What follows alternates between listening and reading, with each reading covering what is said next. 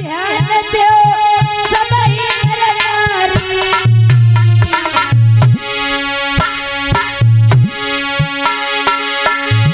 ध्यान दो सबई नर नारी।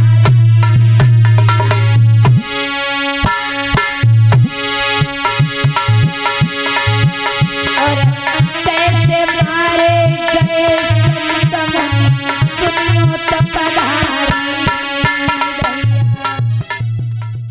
सम्यक संबुद्ध तथागत गौतम बुद्ध के चरणों में नमन करते हुए भारतीय संविधान के निर्माता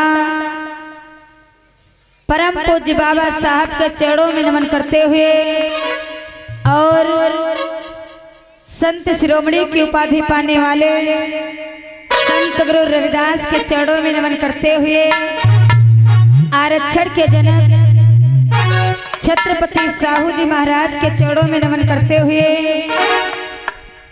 सच्ची रामायण की चाबी के रचयिता पेरिया ललई सिंह यादव के चरणों में नमन करते हुए बहुजन समाज में जन्मे समस्त महापुरुषों के चरणों में नमन करते हुए आइए सबसे पहले सम्यक संबुद्ध तथागत गौतम बुद्ध के चरणों की पावन वंदना और तत्पश्चात लेकर चलेंगे पावनमयी धम्म ज्ञान चर्चा की ओर। तो आइए सबसे पहले भगवान बुद्ध के चरणों की पावन वंदना, तत्पश्चात लेकर चलेंगे पावनमयी धम्म ज्ञान चर्चा की ओर।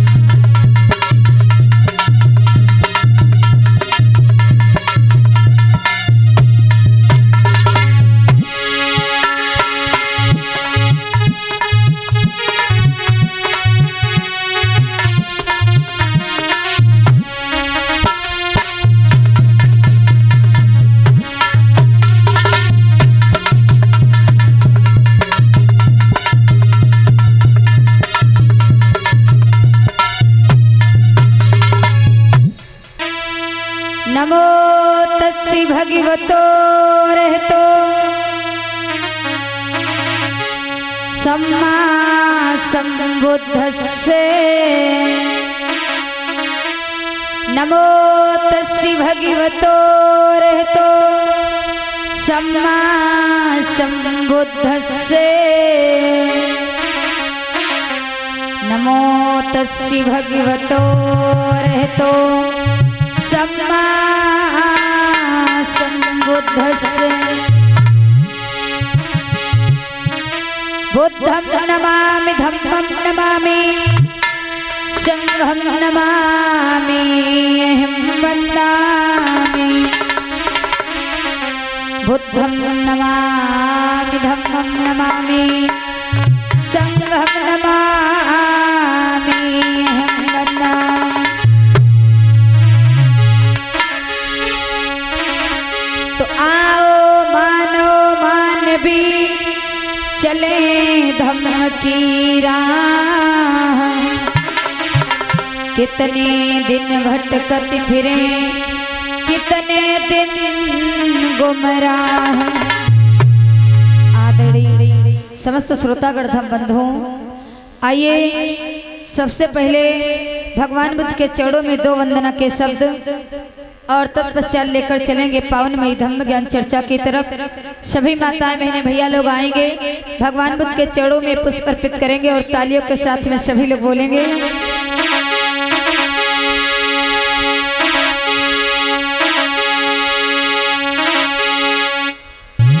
कि मिलता है सच्चा सुख केवल, कि मिलता है सच्चा सुख केवल भगवान बुद्ध के चरणों में।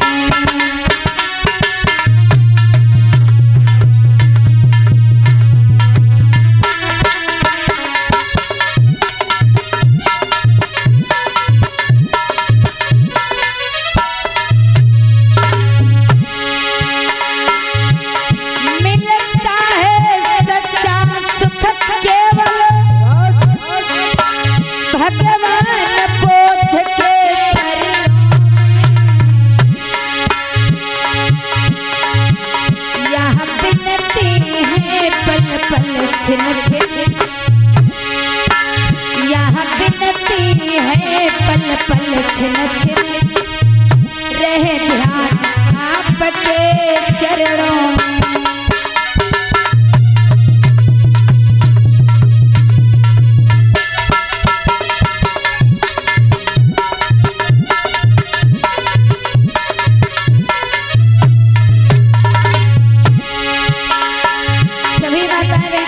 ऊंचे हाथ करके तालियों के साथ में बोलेंगे।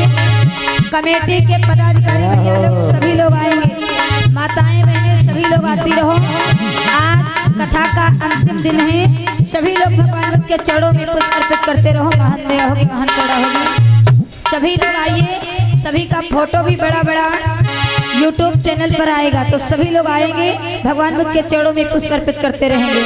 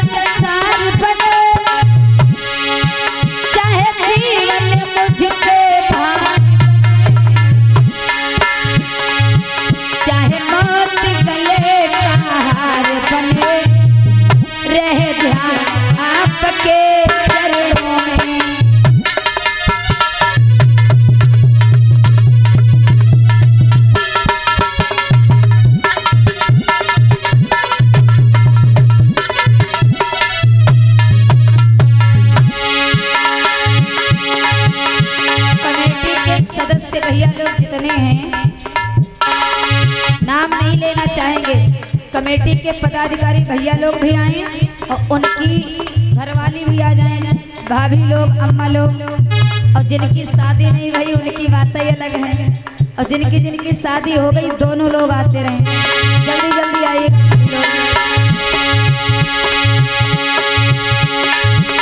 चाहे अग्नि में मुझे जलना हो, चाहे कांटों पर मुझे चलना हो,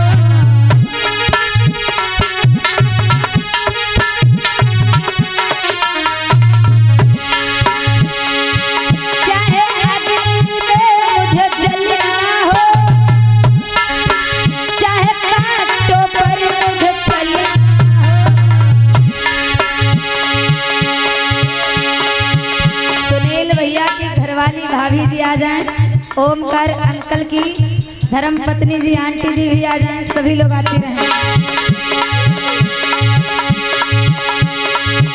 चाहे छोड़ के देश निकलना हो, रहे ध्यान आपके चरणों में।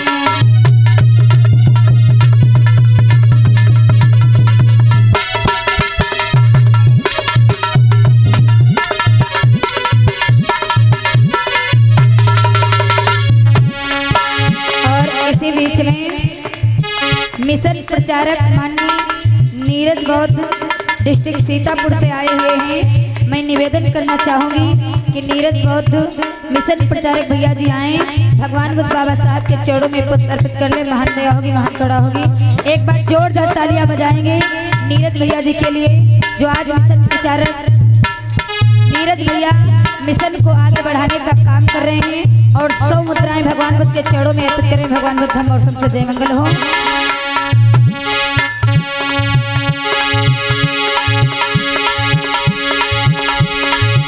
मिलता है सच्चा सुख केवल भगवान बुद्ध के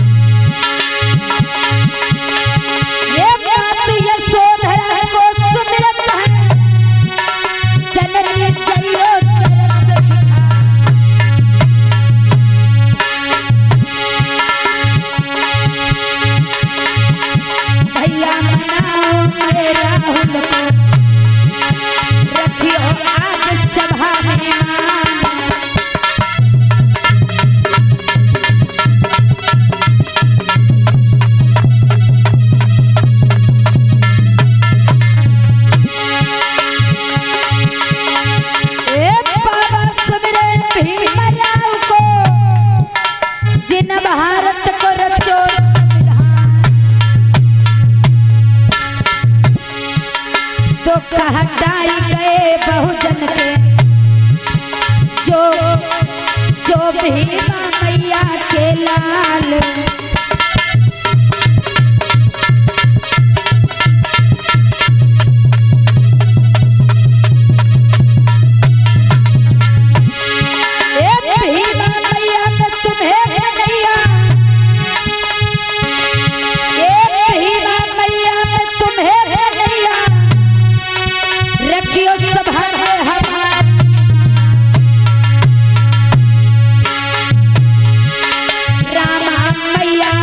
सुमिरत है ये सबन भैया को मनाए।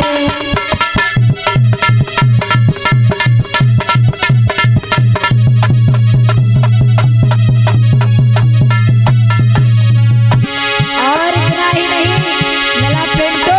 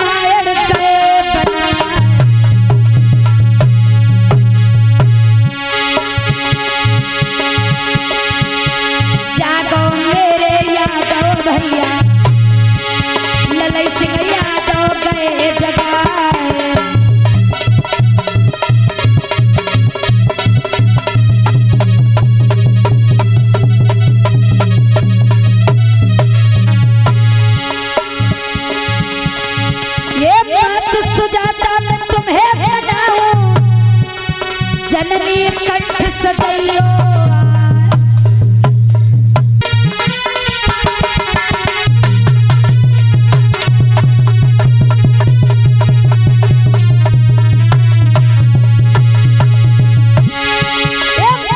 सुजाता मैं तुम्हें बनाती जननी कंठ सदैयो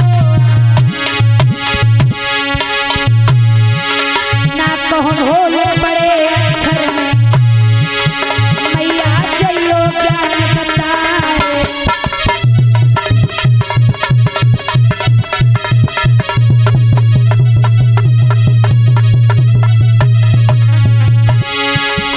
ओदा देवी को सुमिरत है 36 गोरा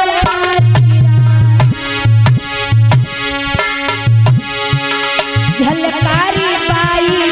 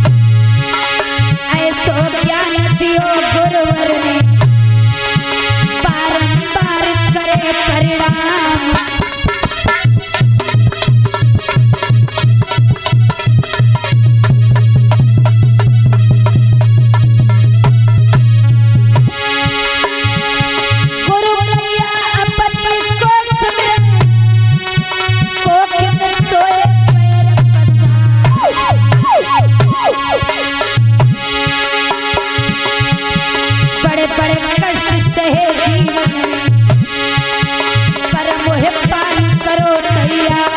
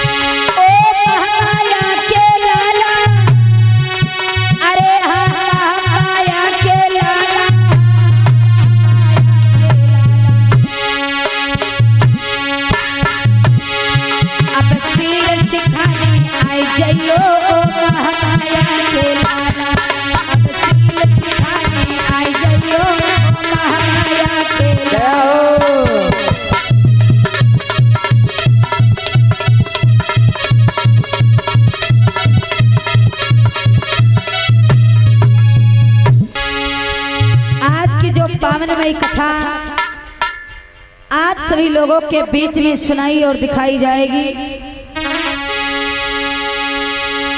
शंभुक ऋषि का वध आप लोगों के बीच में सुनाया और दिखाया जाएगा।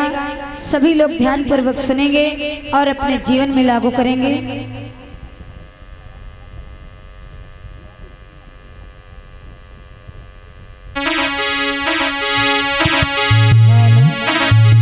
चलते हैं सीधे पावनमयी गाथा की तरफ, ध्यान देंगे सभी लोग।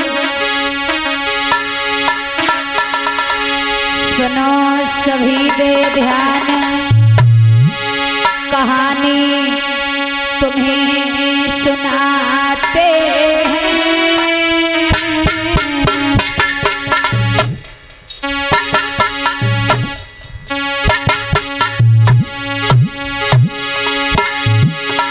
सुनो सभी दे ध्यान, कहानी तुम्हें सुनाते हैं।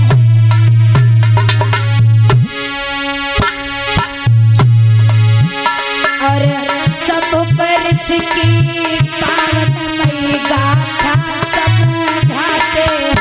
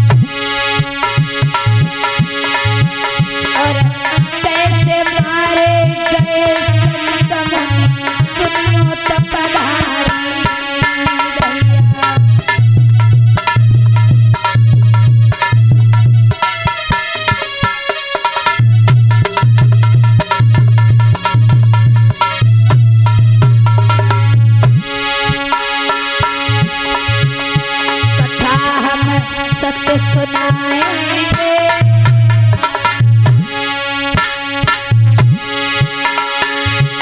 अरे शंभुक ऋषि के वध की सारी बात बताएंगे।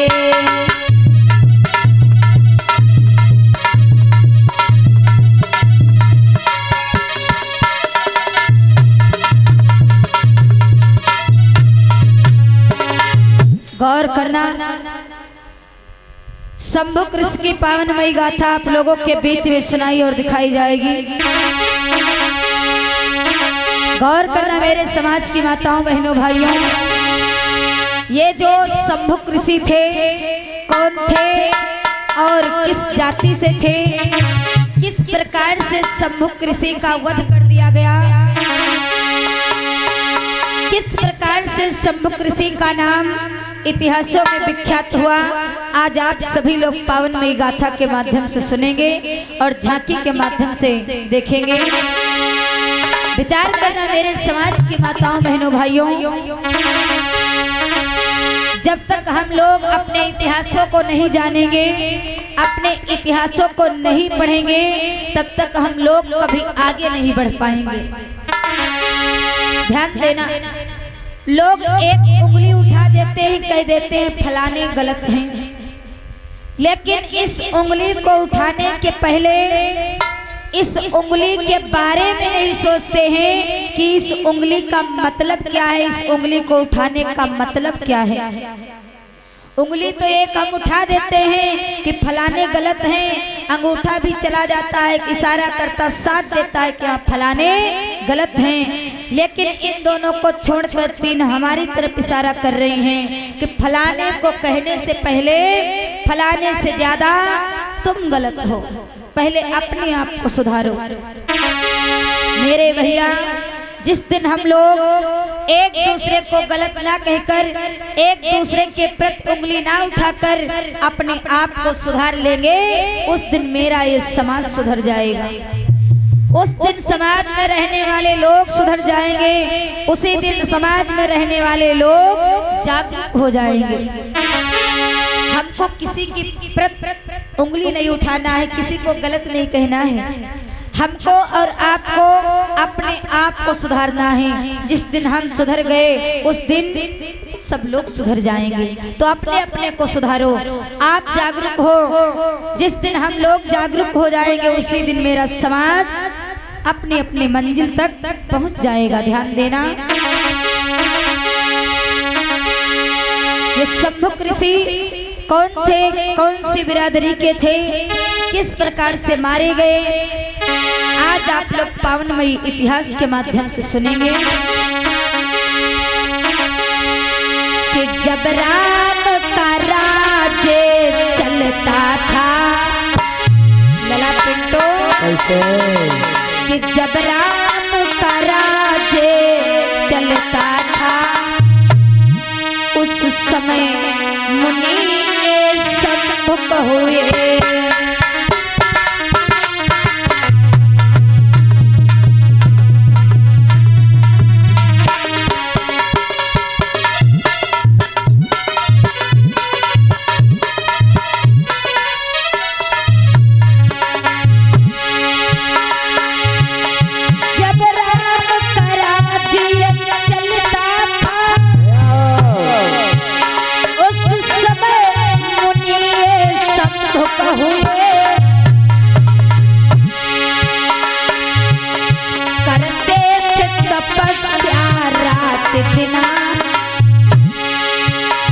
करते थे तपस्या रात दिन, और समाज को जगाया करते थे।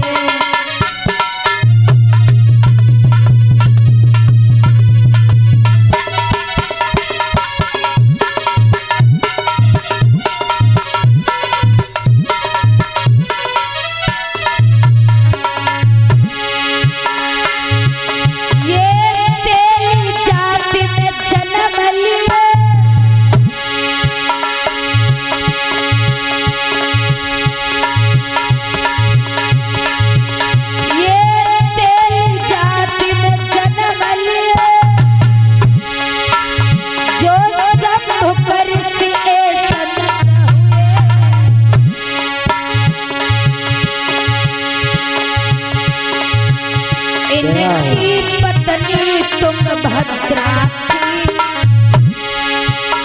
इनकी पत्नी तुंगभद्रा थी, जो प्राण प्यारी पत्नी हुई।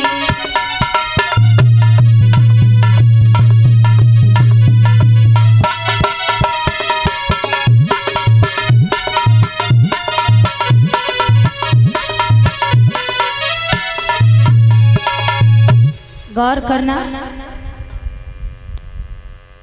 कहते हैं ना कि जो पीता है वही जीता है, झूमता नहीं जीता है। अब एक बात आप लोगों को बता दें, थोड़ी देर के लिए कथा का विराम लेंगे, ध्यान देना। सभी लोगों के पास आजकल के जमाने में मोबाइल है। मोबाइल कितने लोगों के पास है? हाथ खड़ा कराओ। काहे खड़ा मालूम ले ले तो। अच्छा यूँ बताओ कितने लोगन के पास मोबाइल नहीं है, वही हाथ खड़ा करें। देखो सब दूध धोए हैं, ना इधर में ना उधर में, सब बीच में लटके हैं। खैर कोई बात नहीं, किसी की बात हम नहीं करते, अपनी बात करते हैं।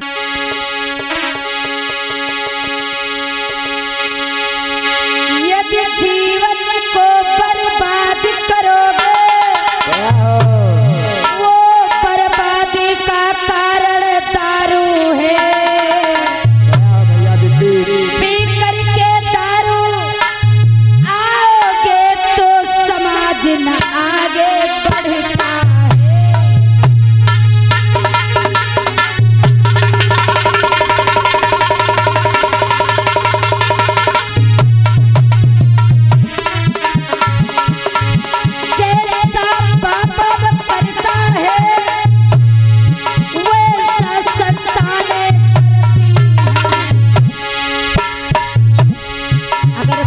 बुरी लगे तो माफ करना, लेकिन बात एकदम सत्य है। जैसा बाप ये करता है वैसा संतान करती है। और देख पिता अपने को सुनो लाला, आगे बढ़ ना पाते।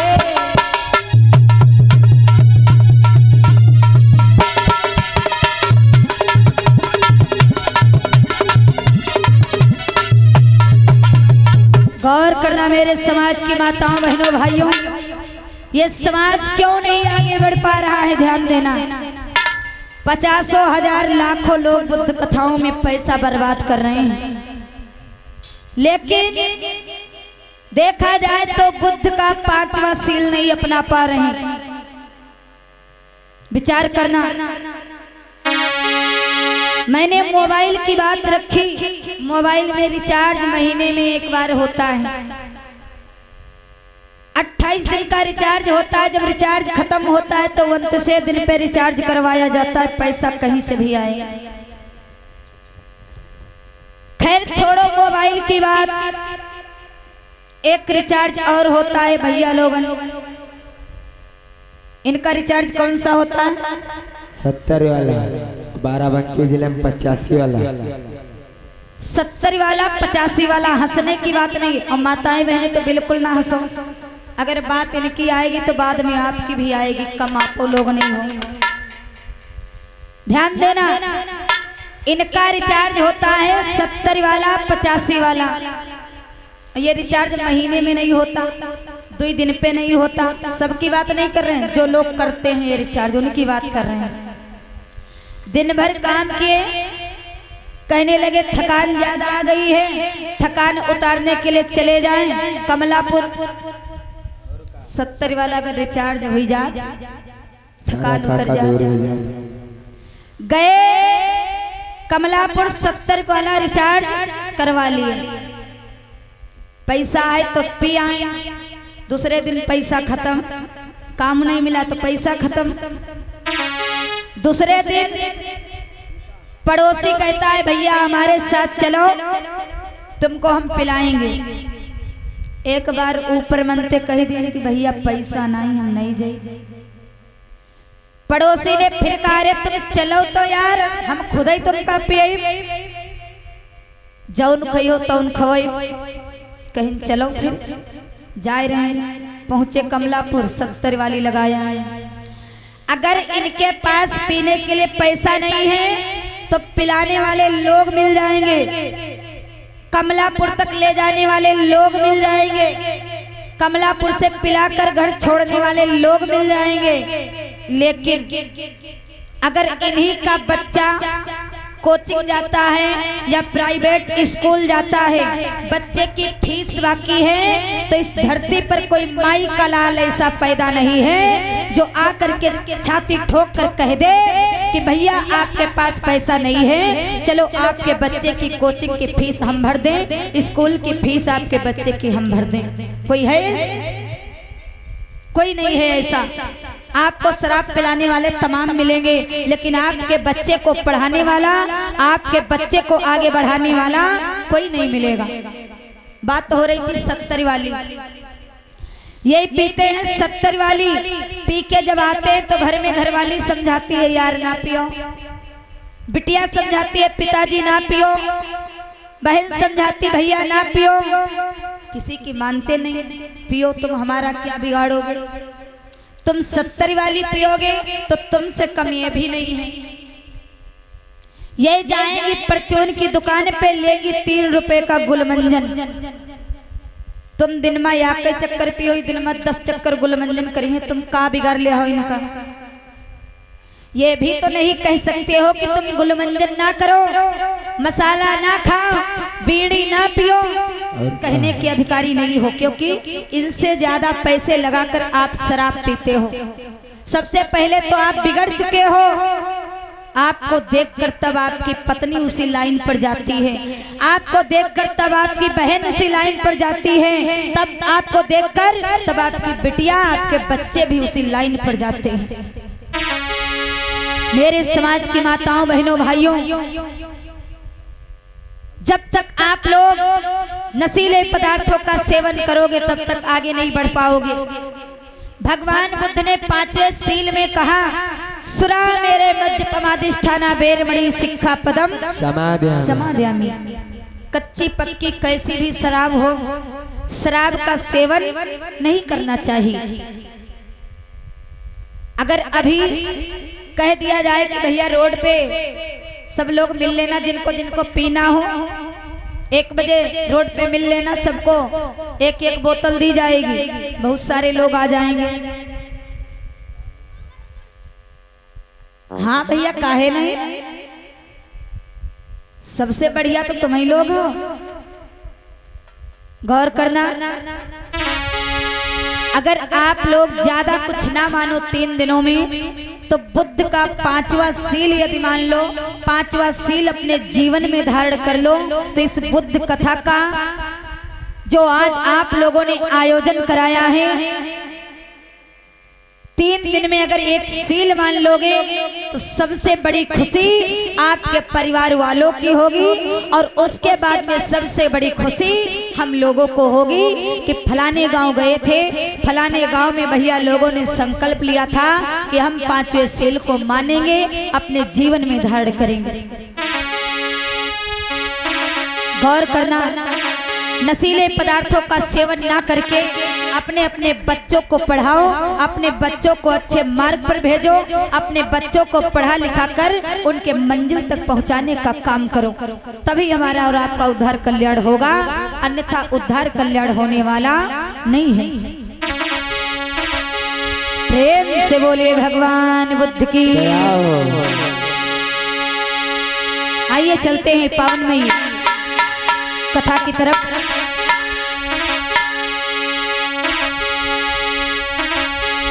ये जो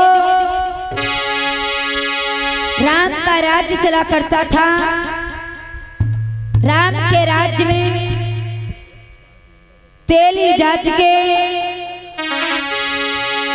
संत हुए जिनका नाम था शंभुक ऋषि। कैसे संत हुए, गौर करना।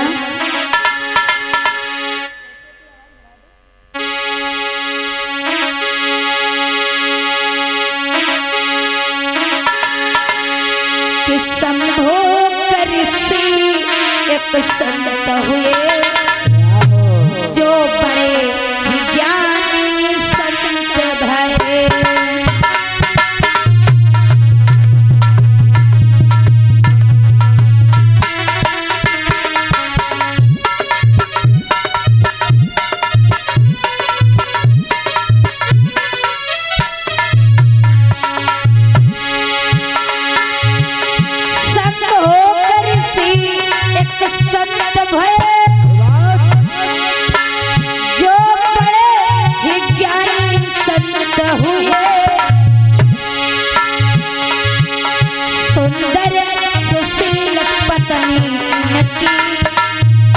जो तुम भद्राए नारी हुई।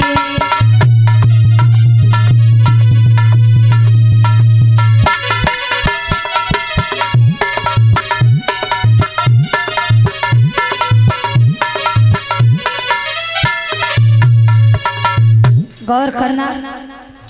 शंभुक ऋषि की पत्नी जो थी, जिनका नाम है तुंगभद्रा, बड़ी ही सुंदर सुशील, बड़ी ही होनहार, बड़ी ही गुणवान नारी हुई माता तुंगभद्रा। लेकिन गौर करना मेरे समाज की माताओं बहनों भाइयों, एक दिन का जिक्र, पति पत्नी दोनों लोग घर पे बैठे हुए हैं। इधर घर पे बैठे हुए हैं शंभुक ऋषि और इनकी धर्म पत्नी तुंगभद्रा। गौर करना।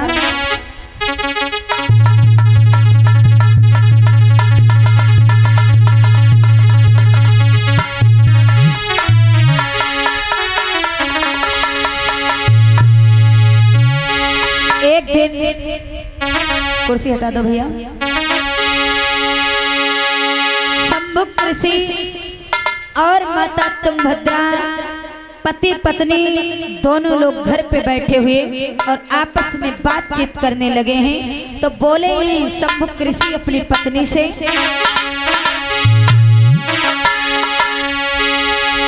शंभुक ऋषि अब अपनी नारी से बोले हैं समझाई,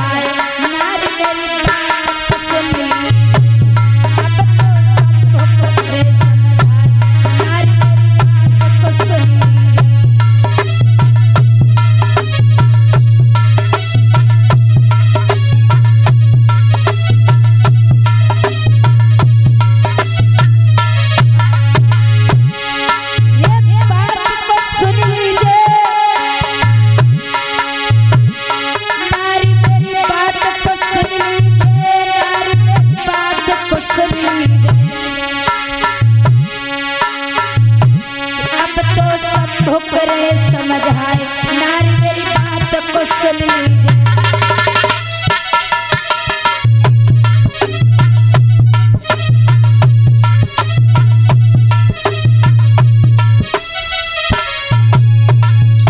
विचार करना। एक दिन शंभुक ऋषि अपनी पत्नी तुंगभद्रा से कहने लगे हैं, प्यारी हमारे समाज में बड़ी छुआछूत ऊंच नीच की विडंबना फैली हुई है। किस प्रकार से मानवों के बीच में तमाम प्रकार का भेदभाव माना जा रहा है।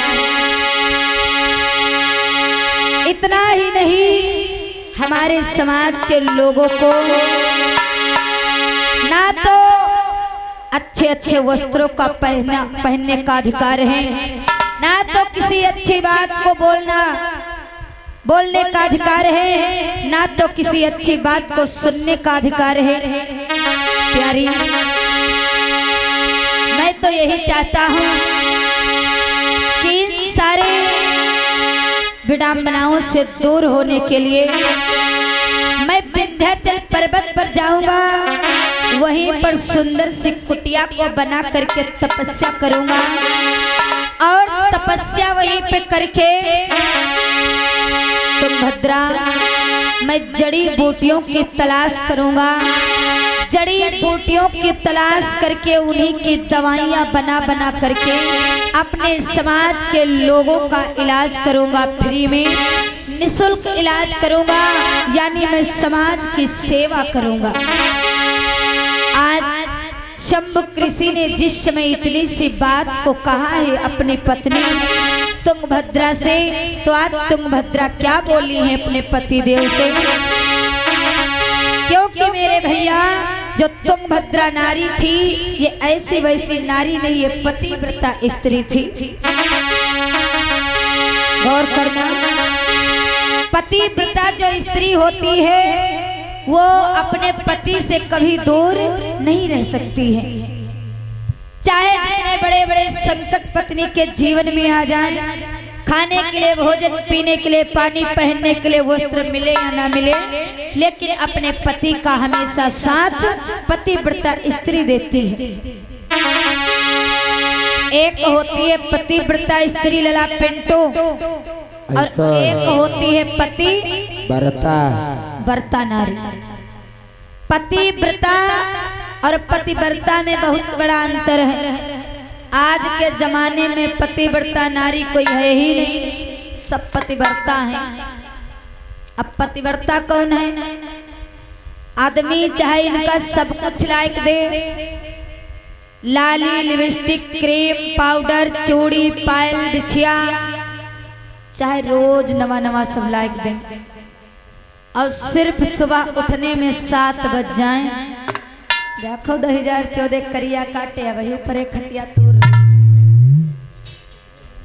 तो आज के जमाने में सब पतिव्रता नारी हैं, पतिव्रता कोई नहीं है। माता तुंगभद्रा जो थी ये पतिव्रता स्त्री थी।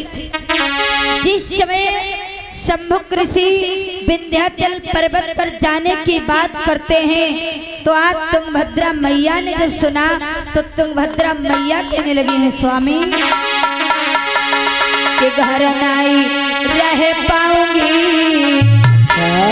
कि घर नाई रह पाऊंगी, स्वामी आपके साथ चलूंगी, घर नाई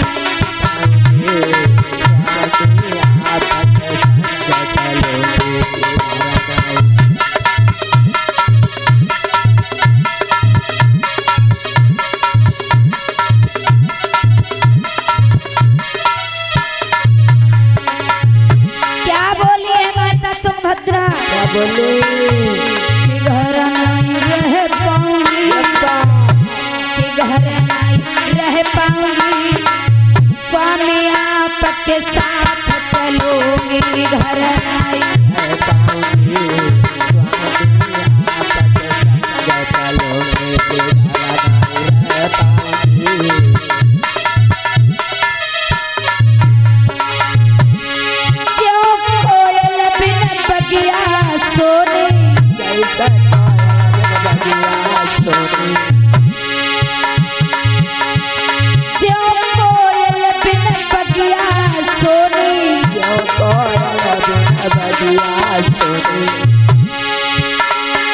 पतिव्रता बिन नारी भी होनी, कि महिला नाई रहो, अच्छा महिला दुख पाऊंगी, स्वामी आपके साथ चलूंगी,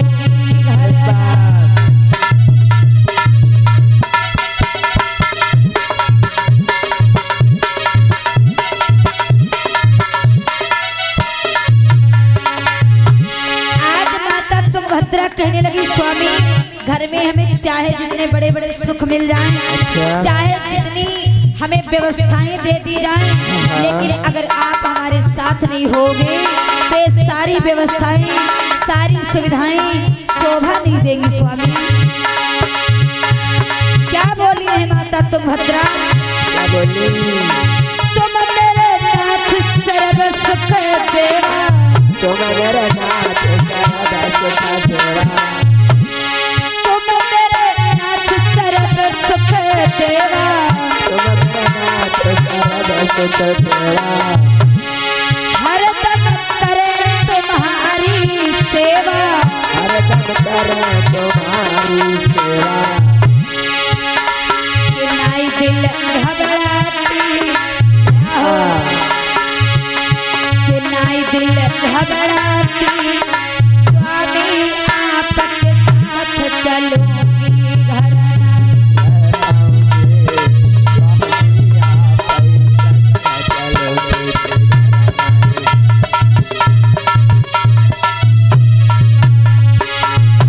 कि घर नाई रह पाऊंगी, कि घर नाई रह पाऊंगी, साजन आपके साथ चलूंगी घर।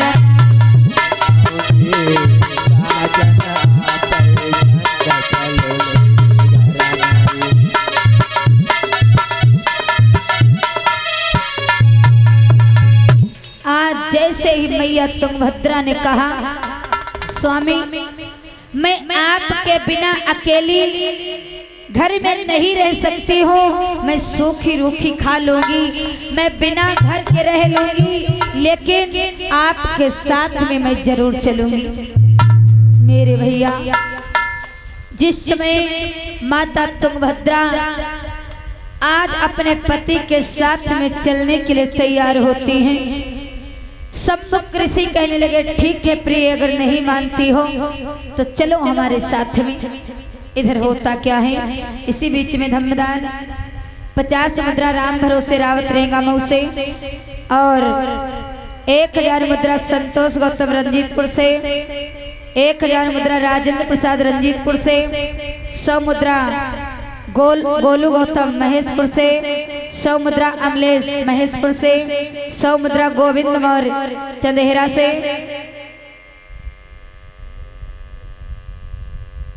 500 मुद्रा माता प्रसाद भौली से, 100 मुद्रा मुन्ना रेंगामऊ से, 100 मुद्रा शिवलाल हसनापुर से, 100 मुद्रा गजराज प्रताप बहन से, 100 मुद्रा राम स्वरूप थाना पट्टी से, 100 मुद्रा धर्मेंद्र प्रताप बहन से, 100 मुद्रा हीरालाल रेंगामऊ से, 500 मुद्रा नरेंद्र रावत रेंगामऊ से, 50 मुद्रा शैलेंद्र रावत रेंगामऊ से, 100 मुद्रा सुरेश रावत रेंगामऊ से, 100 मुद्रा रामदास असुआमऊ से और 100 मुद्रा बबलू रावत रेंगामऊ से, 50 मुद्रा दिनेश रावत रेंगामऊ से। सभी लोग भगवान बुद्ध की कथा में धम्मदान सहयोग दे रहे हैं। भगवान बुद्ध धम्म और संघ से जय मंगल हो, ऐसी मंगल कामना करती हूँ। प्रेम से बोले भगवान बुद्ध की।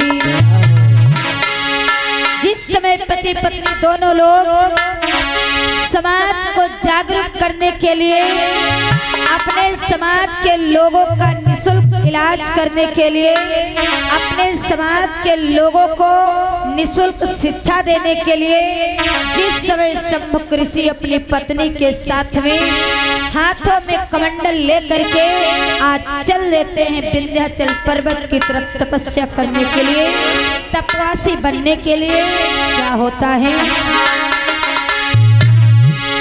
कि हाथों में कमंडल ले करके आगे की सीध लगाई है।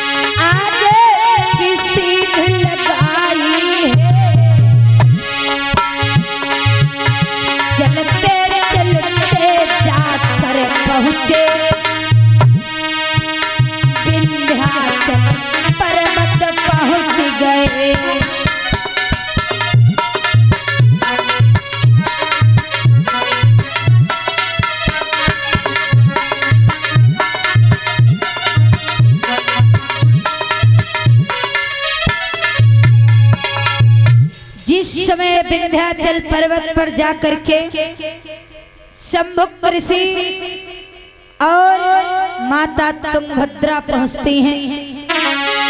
सुंदर सी कुटिया विंध्याचल पर्वत पर जाकर के सम्मुख ऋषि ने बनाया है। ध्यान दीजिएगा, विंध्याचल पर्वत पर जिस समय जाकर सुंदर सी कुटिया को बनाया, कुटिया में आज माता तुंगभद्रा जाकर बैठ गई। शंभुक ऋषि कुटिया के बाहर किस प्रकार से एक पैर के सहारे से खड़े होते हैं और किस प्रकार से आज तपस्या में लीन होने लगते हैं। कैसे? शंभुक ने खींची एक टांग, तब हवा रुकी थी लोगों की, तब हवा रुकी थी लोगों की।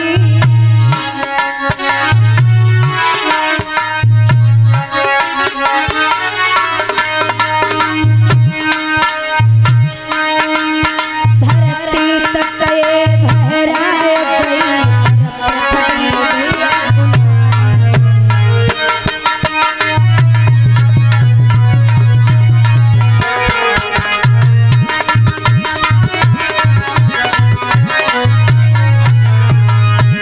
धरती तक बहराए गई और पृथ्वी भी गुलामी।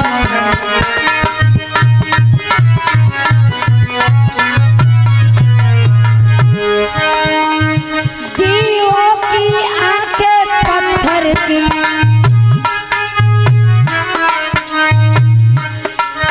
जीवों की आंखें पत्थर की, हिरणा रंगा सब पटा उठे,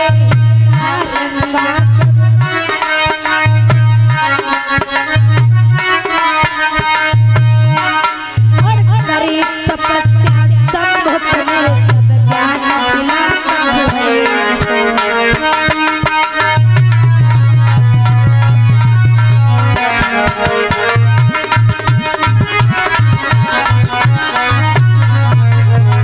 और करी तपस्या शंभुक ने ज्ञान मिला है।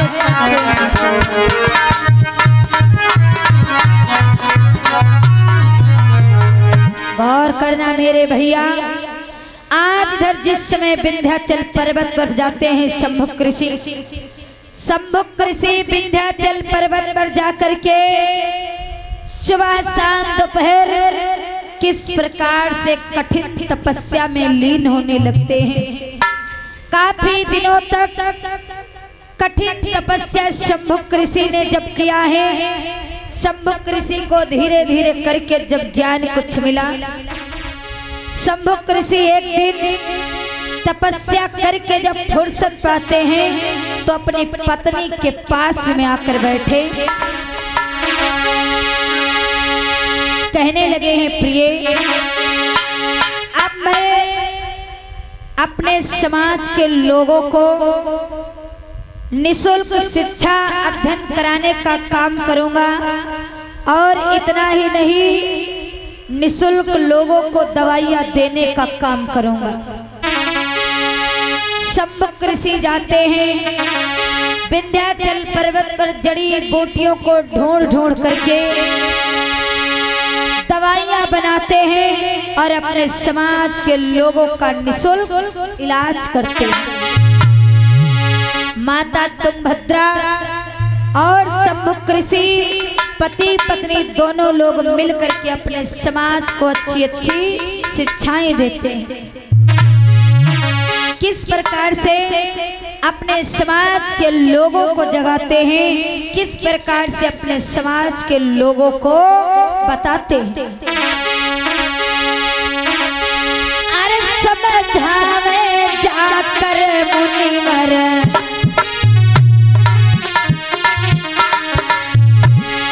अरे समझावे जाके मुनिवर, ज्ञान ले सब प्यारे प्रियवर।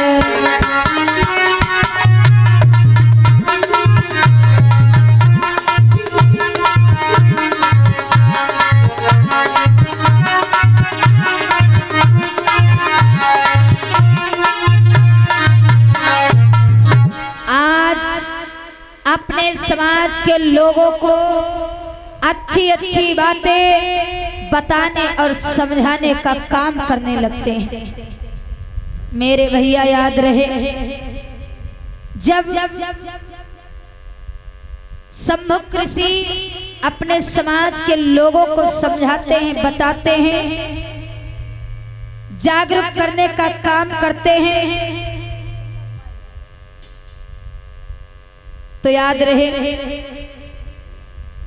जब राम राज्य ये चल रहा था तो उच्च वर्ण के लोगों को जब पता चला कि ये शूद्र समाज का एक जो व्यक्ति है जिसका नाम है शंभुक, ये शंभुक तपस्या करके जड़ी बूटियों को ढूंढ ढूंढ करके दवाइयां बना बना करके अपने समाज के लोगों का निःशुल्क इलाज कर रहा है।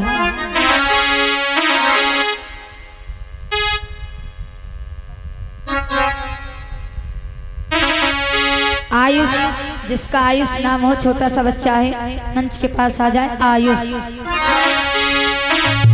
मेरे भैया आज किस प्रकार से ढोंग आडंबर पाखंडवाद के ऊपर भी समझाते हैं कि ढोंग आडंबर पाखंड की तरफ मेरे भाई बहनों मत ध्यान देना। ढोंग आडंबर पाखंडवाद में यदि फंसे रहोगे तो कभी आगे नहीं बढ़ पाओगे। सभी लोग ढोंग आडंबर पाखंडवाद से बाहर निकलो और सभी लोग एक हो जाओ।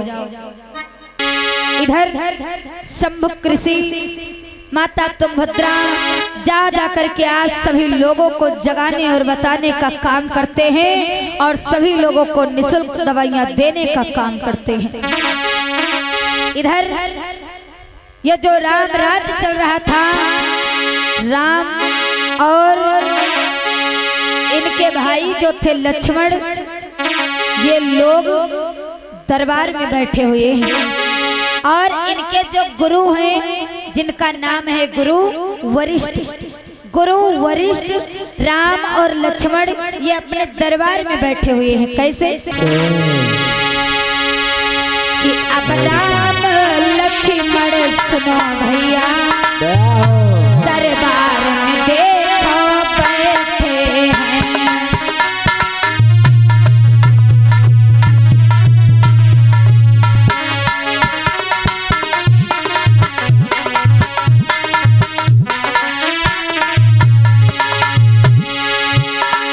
अब राम लक्ष्मण सुनो भैया,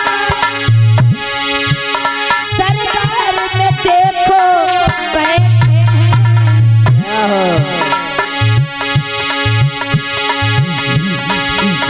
और बैठे गुरु वरिष्ठ सुनो, ये अपना राज चलाते हैं।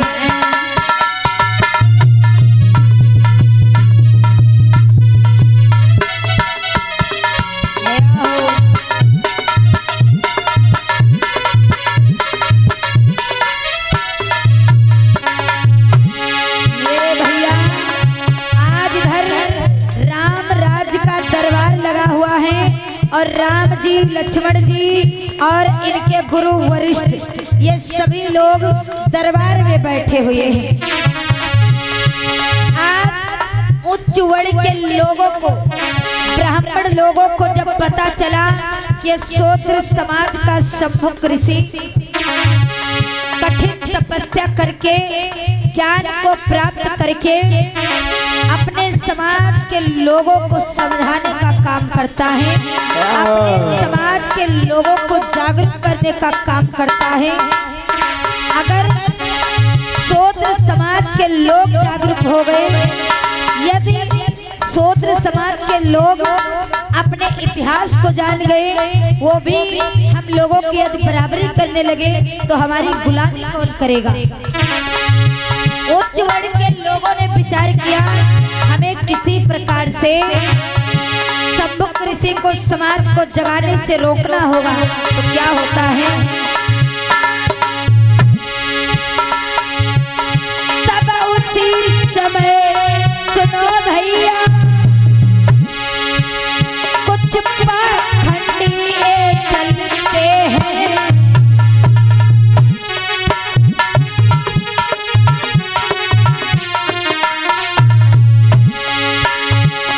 किसी तरह से सबको हमको रोकना ही होगा।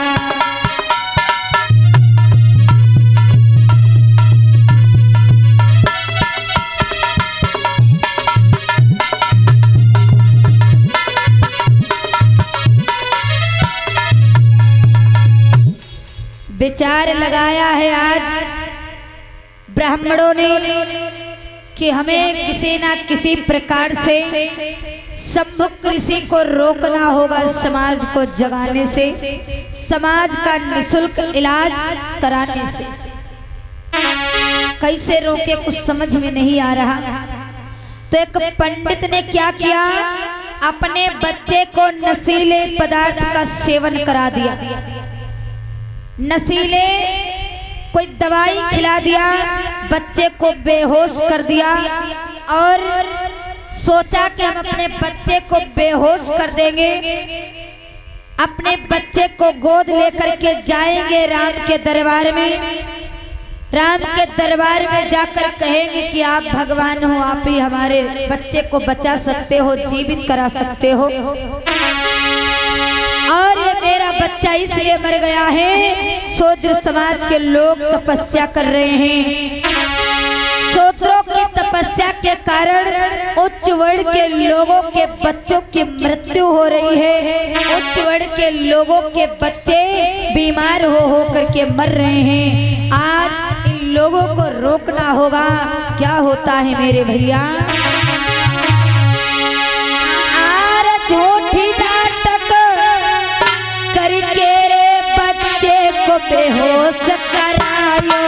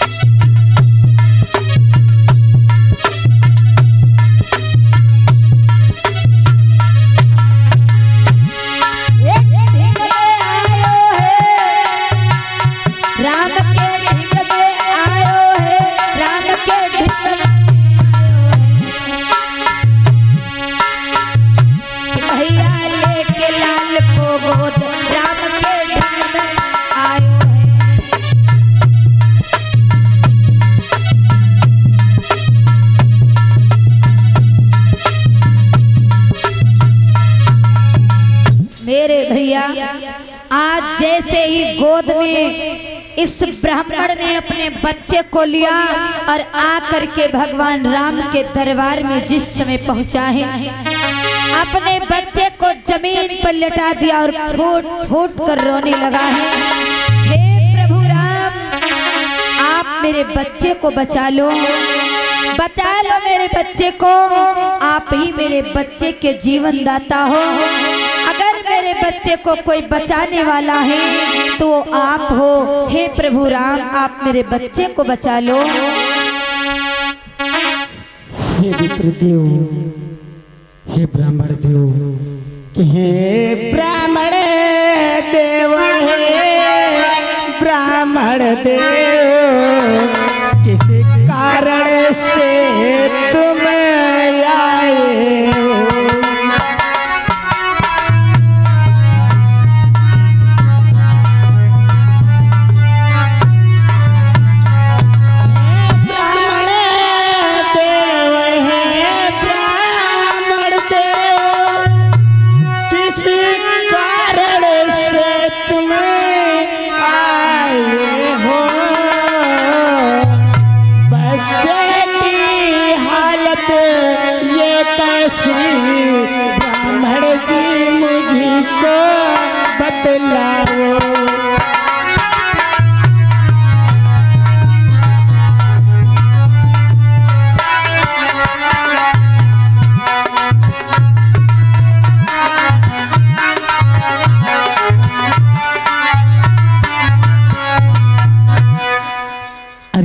ब्राह्मण देव, हाँ ये बताओ आपके बच्चे की हालत ये कैसे हो गई और क्या कारण है ब्राह्मण देव?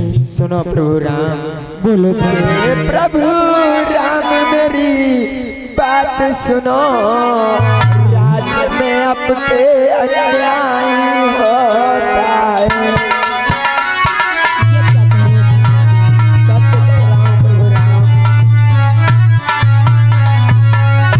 हे प्रभु मेरे राम सुनो, आपके राज्य में अन्याय होता है और एक शूद्र तपस्या करता है, उस कारण से मेरा बेटा मरा।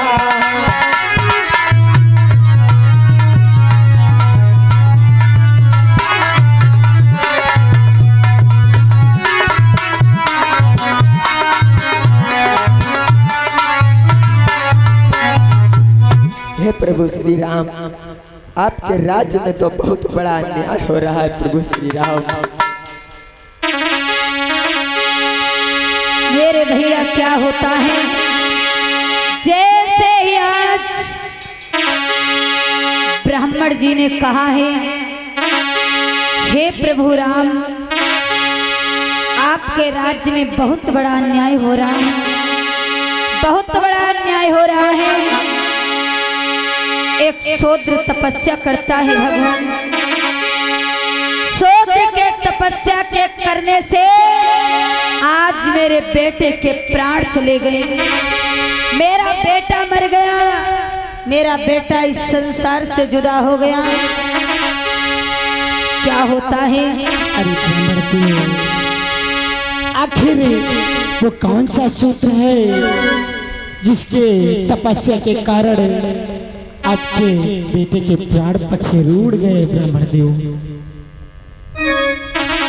हाँ प्रभु, कि राम तुम्हारे राज्य में अन्याय हो रहा है, राम तुम्हारे राज्य में अन्याय हो रहा है। ऐसा नहीं हो सकता ब्राह्मण देव।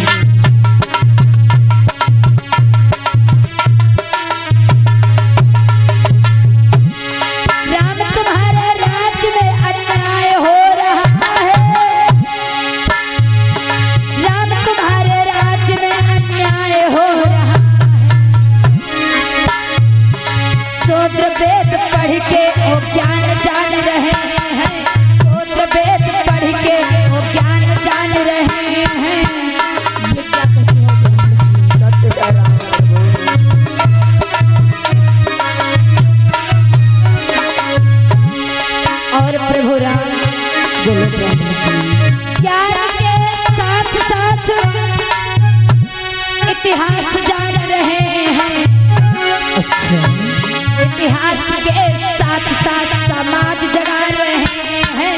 राम तुम्हारे राज्य में अन्याय हो रहे हैं, राज्य में अन्याय हो रहे हैं, तुम्हारे राज्य में अन्याय हो। हे प्रभु राम आपके राज्य में बहुत बड़ा अन्याय, बहुत बड़ा अनर्थ हो रहा है। ऐसा नहीं हो सकता ब्राह्मण जी। ऐसा ही है प्रभु राम, ऐसा ही है कि इस राम के होते हुए सुनो, अन्याय ना होने देंगे हम।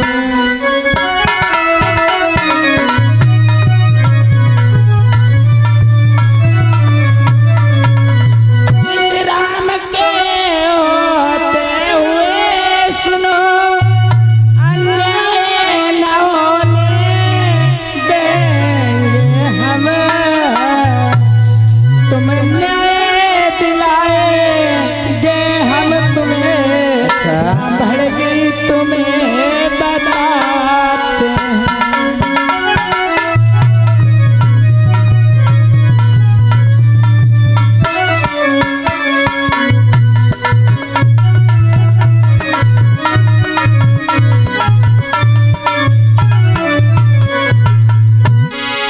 जैसे ही आज प्रभु राम ने कहा है, हे ब्राह्मण देवता आप चिंता ना करो, ना मैं अपने राज्य में कभी अन्याय देखते हुए देखा है, ना तो मैं कभी अपने राज्य में अन्याय होते हुए देखूंगा। हे विप्र देवता, अगर आप कहते हो कि एक शूद्र की तपस्या के करने से ब्राह्मणों के बच्चे यानी उच्च वर्ण के बच्चों की मृत्यु हो रही है, यदि मैं उस शूद्र तपस्वी को, शूद्र जात के ऋषि मुनि को यदि मैं तपस्या करने से रोक दूं, तो क्या आपका बेटा जीवित हो जाएगा?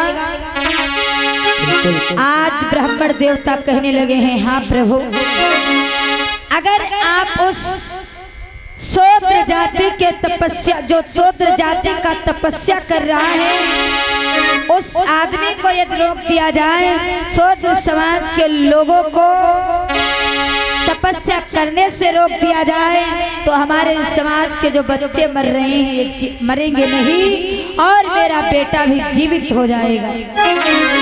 अच्छा, क्या होता है? आज प्रभु राम कहने लगे हैं, हे विप्र देवता, आप अपने बच्चे को लेकर के जा सकते हो, या तो मेरे दरबार में रुको, मैं आज जाऊंगा विंध्याचल पर्वत पर, पता लगाऊंगा कि आखिर वो कौन ऋषि है, कहाँ का रहने वाला है, क्यों तपस्या कर रहा है। मैं रोकूंगा नहीं उस व्यक्ति को, उस व्यक्ति को हमेशा हमेशा के लिए मिटा दूंगा। आज वो विप्र देवता तो चले गए वहां से, और प्रभु राम, लक्ष्मण, गुरु वरिष्ठ आज तीनों लोग पता लगाने के लिए विंध्याचल पर्वत पर चल देते हैं। किसका पता लगाने के लिए? शंभुक ऋषि का। कैसे चले हैं? आज आगे आगे रामचंद्र हैं,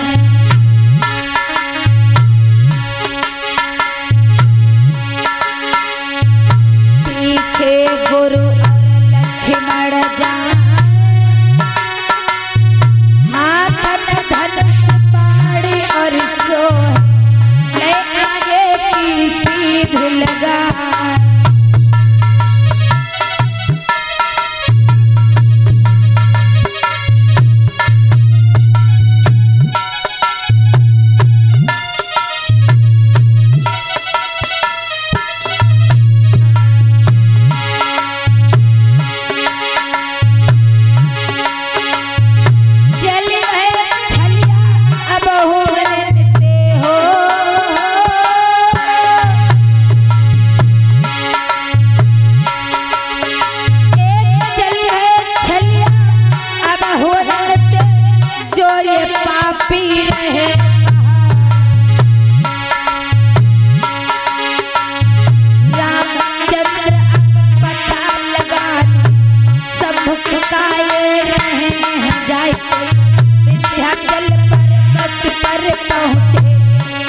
पता रहे हैं लगा।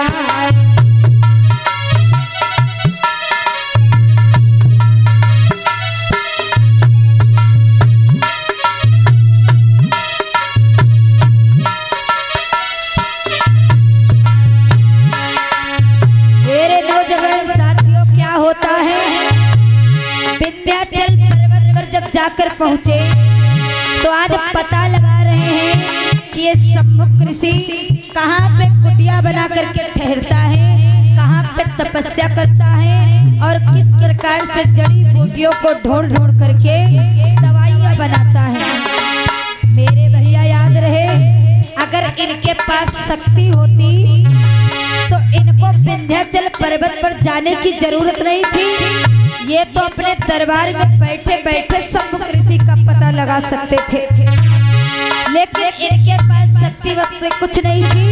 सिर्फ और सिर्फ ढपोसला है, ढोंग है, पाखंड है, झूठी बातों में हमको और आपको किस तरीके से फंसाया और उसी में डुबोया गया है। आज रामचंद्र, लक्ष्मण, गुरु वरिष्ठ तीनों प्राणी विंध्याचल पर्वत पर जा लगा रहे हैं सम्मुख ऋषि का। कैसे? कैसे?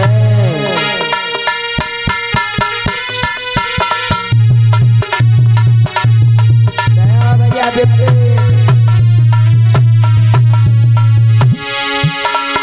होती शक्ति राम पास में, बैठे बैठे ले पता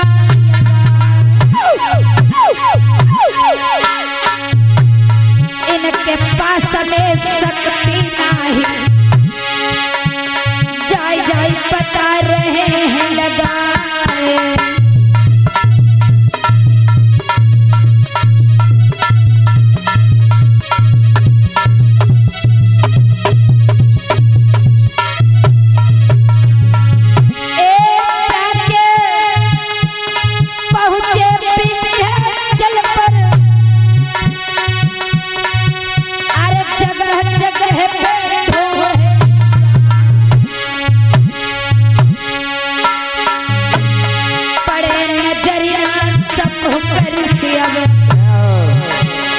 साची तुमको समझाए,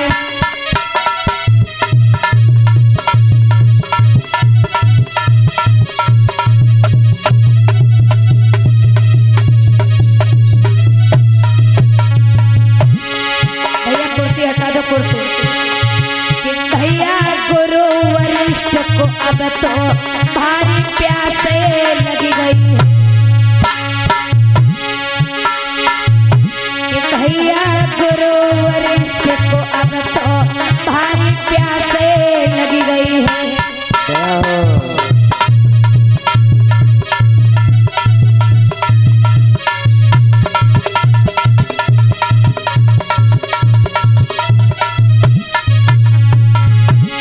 अरे प्यासे लगी गई है लला पिंटो। गुरु को प्यासे लगी गई, भैया सुन लगा के ध्यान, कहानी आगे बढ़ गई है।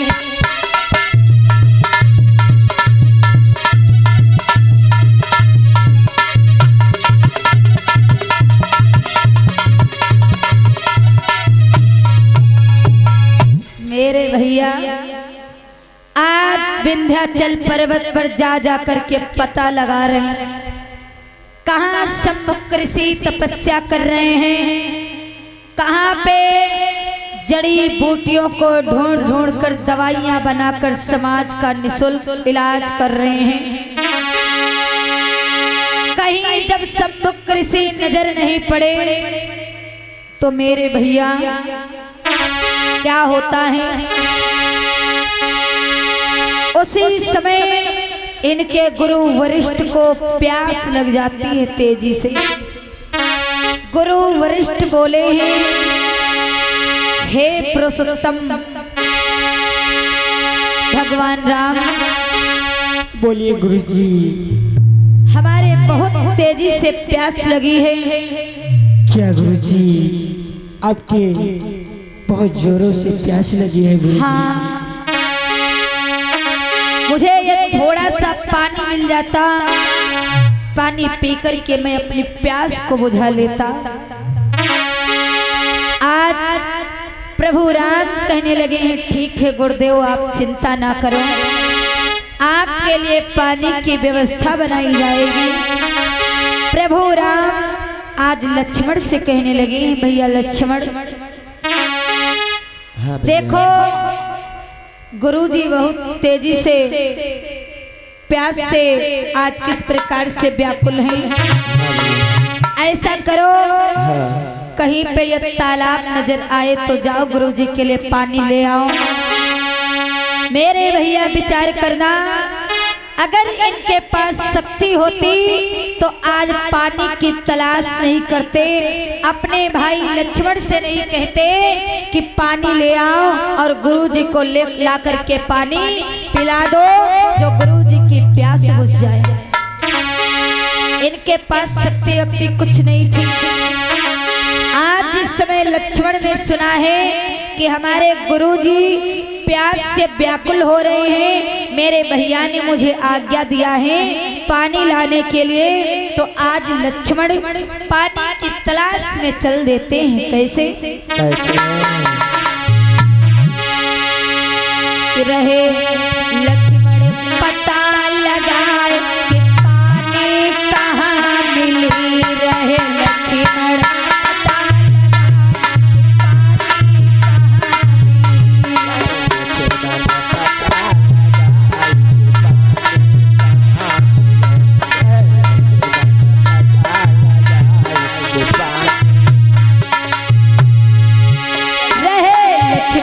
पता लगाए पानी कहाँ मिली, रहे लक्ष्मण पता लगाए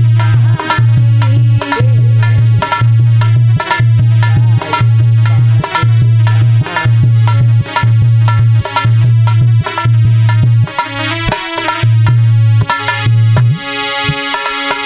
धीरे धीरे आगे बढ़ गए, आगे बढ़ी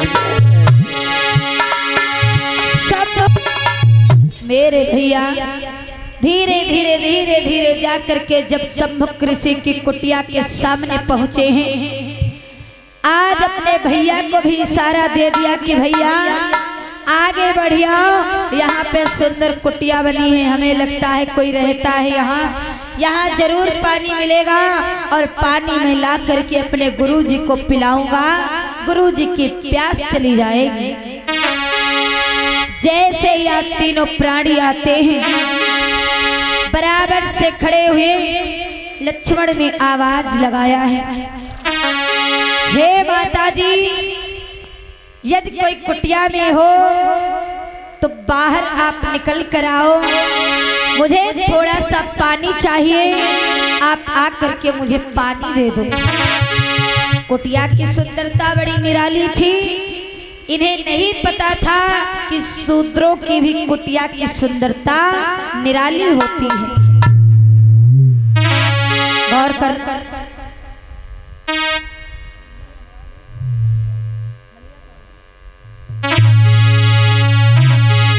विचार करना, जैसे ही आज तुंगभद्रा मैया ने आवाज सुनी, कुटिया से बाहर निकल कर आई हैं।